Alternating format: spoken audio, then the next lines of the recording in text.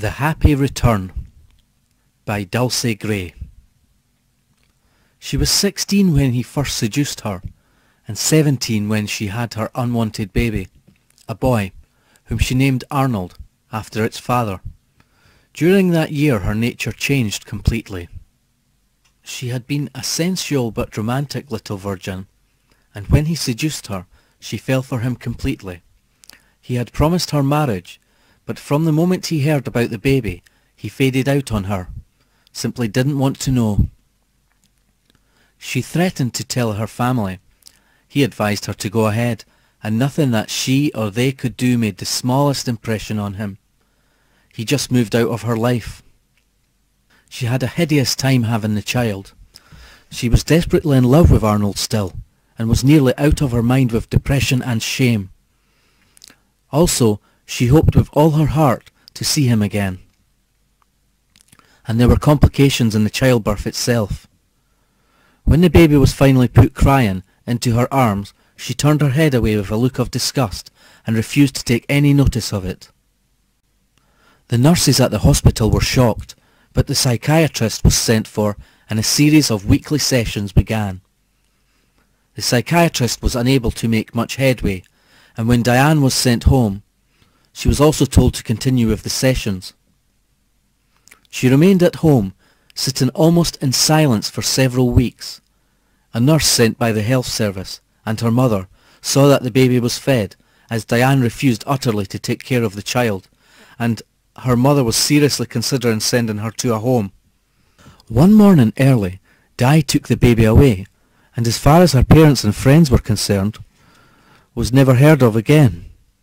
In fact, she changed her name, bought herself a tumble-down bungalow miles from anywhere, which was going for a song, and began the appalling scheme she had formed in her mind to revenge herself on her former lover. She had been a clever child. History had been her favourite subject, and the Middle Ages her special period. From this now sprang her inspiration. She remembered reading of helmets which children were made to wear from earliest infancy, when the cranium is still soft. She set about making detailed drawings for such a helmet, and when completed took them to the nearest blacksmith.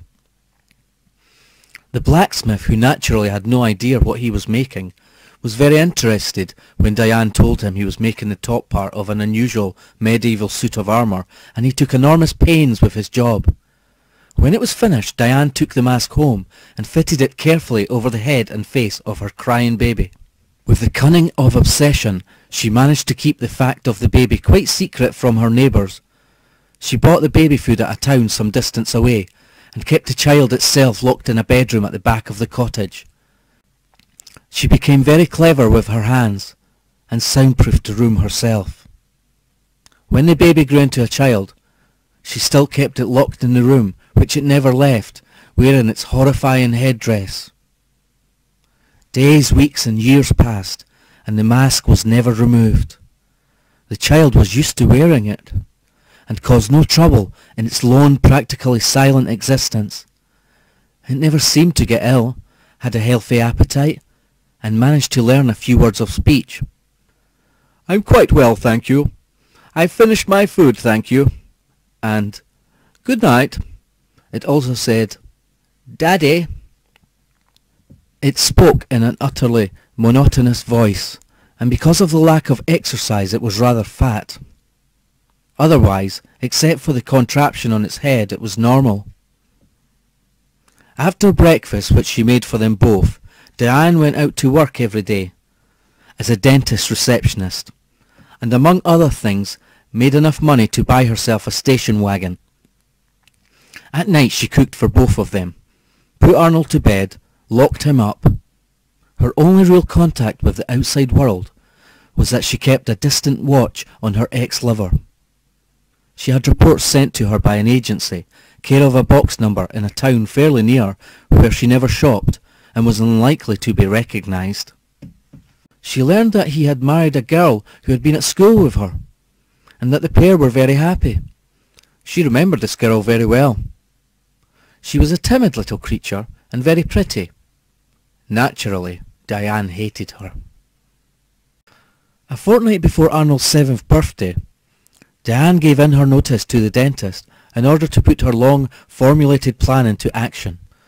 She woke very early indeed, gave Arnold his breakfast, then a sleeping pill, and locked his door when he was so sleepy that the excitement of leaving his prison hardly registered, put him in the back of the station wagon on a mattress and drove him, sleeping soundly, to the village of her birth.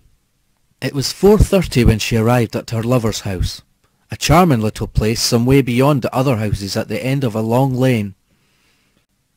She wrapped Arnold carefully in blankets, laid him gently on the doorstep, and saw to it that the label round his neck was the right side up. On the label was written, Arnold Ransom, son of Arnold Ransom, aged 7 years. Hello, Daddy. It's my 7th happy birthday. She then got into the station wagon and left for London Airport, where she had booked a flight on an early plane to the south of France.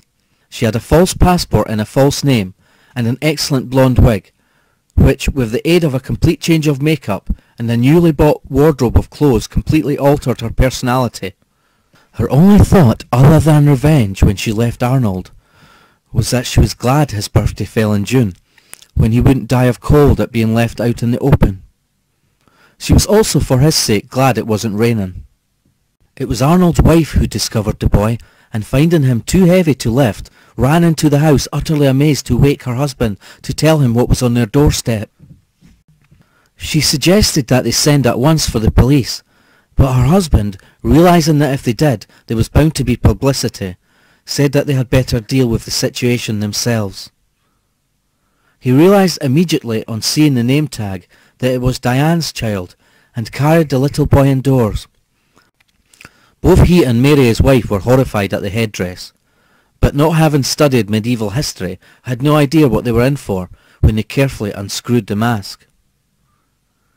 The child's head had grown into every nook and cranny of the fiendish device, and his deformity was so horrible and obscene that Mary fainted, and Arnold found himself trembling as though in a fit. The child held out its arms to Arnold, and, in its flat, monotonous voice said, "Daddy."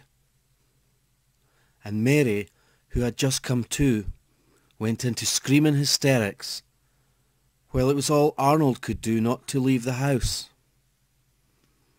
Mary never recovered from the shock and became a prey to depression. Arnold put the child in a home and took to drink, and Diane took up the job she had already arranged in the south of France, of looking after a charming little boy, aged, by a curious coincidence, 7 years.